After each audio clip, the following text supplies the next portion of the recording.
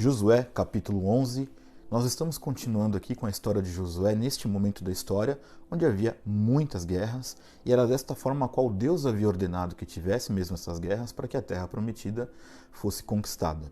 No capítulo 11, você vai reparar que a narrativa bíblica é muito semelhante àquilo que nós já vimos nas outras reflexões.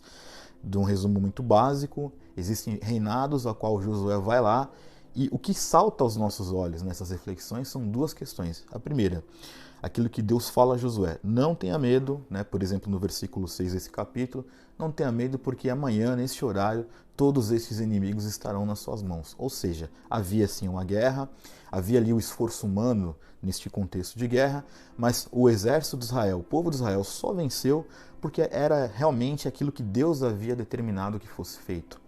Me chama muito a atenção também que nesse capítulo, assim como nos outros, mas especificamente neste capítulo, você vai ver que a palavra é muito clara.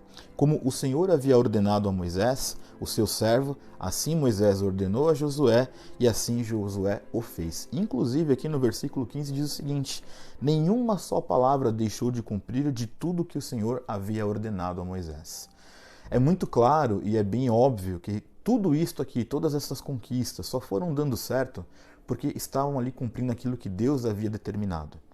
Neste capítulo específico, nós vamos ver também que talvez fosse a maior das cidades a conquistar, a cidade de Azor, que era uma cidade como se fosse uma capital de tudo aquilo, todos aqueles reinados que estavam sendo entregues na mão de Josué, era a maior das cidades.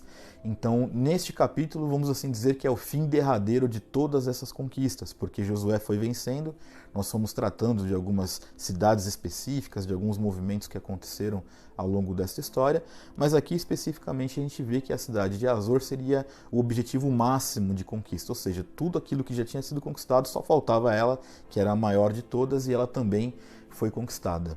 E é maravilhoso de ver que no fim do capítulo se repete essas questões, Olha, Josué, ele segue exatamente aquilo que foi determinado por Deus. Exemplo, versículo 21. Naquele tempo, Josué foi e eliminou os anaquins da região montanhosa de Hebron, e diz o seguinte, que nenhum dos anaquins sobreviveu.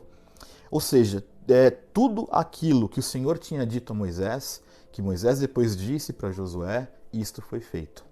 E aí você vai ver que nós vamos avançar ao longo das próximas reflexões, você vai começar a ver um momento pós-guerra. Claro que nós vamos adentrar em cada um dos capítulos, mas você vai reparar que não apenas eles foram cumprindo o que Deus pediu para que eles fossem, que Deus determinou, na verdade, que fosse feito, num momento de guerra. Em posterior à guerra, você vai ver uma organização, divisão de terra, ou seja, tudo o que acontece após uma guerra de verdade. E é muito importante, já frisei isso aqui em algumas reflexões, que você entenda qual é este momento da história. É um momento em que a terra prometida só podia ser vencida, tomada mediante guerra. Não faz parte mais da nossa realidade hoje. Nós não estamos aqui fazendo apologias à guerra, eu sempre deixo claro isso para que nenhum vídeo seja tirado do seu contexto original. Para nós, nesse capítulo 11 de Josué, o que é que fica então? Você vê muito claramente que a bênção estava de novo sobre este povo, mediante aquilo que Deus havia determinado que fizessem, e uma vez que isto foi feito, era o Senhor que entregava, que dava estas vitórias de forma milagrosa na mão do povo de Israel. E há versículos neste capítulo que diz muito claramente que nenhuma palavra do que foi dito a Moisés, do que Moisés disse a Josué, deixou de ser cumprido.